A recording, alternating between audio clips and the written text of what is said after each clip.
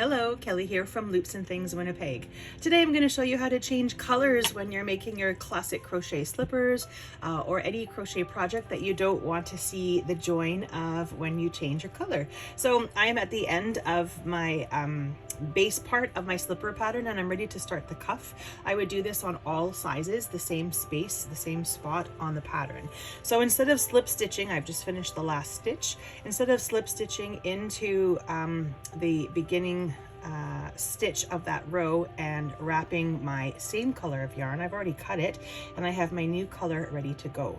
I'm just going to fold it in half and I'm going to grab a loop, pull it through as a slip stitch, not yarning over, just pulling it through both stitches, and I'm going to tie my tails just one little knot together just to tighten it so that I can see, and it's a pretty clean connection. So after this you're going to chain one and you're going to half double crochet around. I like to bring in my tails at this point. I'm not going to put them in for the whole row. I like to do a few stitches with my tails being pulled through, and then I'll drop them, and then I'll take a darning needle and I'll pull them downwards into the bottom so that they don't fluff out when the slipper is stretched open or closed. Just going to show you where I ended my tails so that you have some reference. So I've carried my tails over. I will take my darning needle and later and I will pull them through downward into the slipper so that they don't pop out or come out when the slipper is stretched. So that's what I'll do at the very end of my preparing of these slippers. So here I am, I'm ready to slip stitch, and instead of slip stitching the same color, because I actually am trying to make a fall version of my sock monkey slippers here. So I'm going to take another color, and because I'm coming back to the white, I'm actually not going to cut it and tie it up and wrap it through. I'm going to keep it out because I'm going to come back to it in a moment. So I have my end of my next color. I'm going to fold it, grab that loop, slip stitching through, no yarn over, just a slip stitch. I'm going to seal it a little tight with one knot. Leave your color that you're coming back to the side and bring your tail in and do the same thing that you did the round before. So I start this with a chain one and then half double crochet around, and you're going to carry that tail just as you had in the previous row. I'm done with this color and I'm coming back to that first color change that I had at the beginning of this cuff.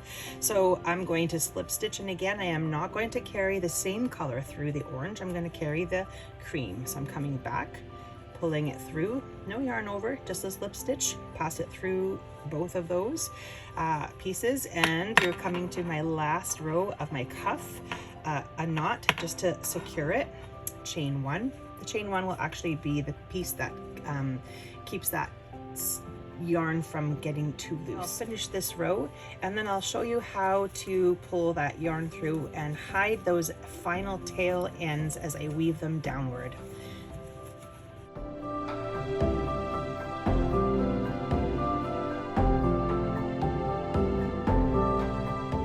I'm at the end of my round and I'm going to finally slip stitch into that last stitch I need to do for my slipper. This is the first stitch of this round. I'm going to pass the yarn through each. I'm going to cut my yarn and I'm going to pull it through. This is how I'll finish off my slipper. Pull it through to chain and pull it all the way, tighten it, and now I'm ready to put my tail ends in with my tapestry needle. So all of these little pieces inside we're going to hide by and secure also by bringing them downward.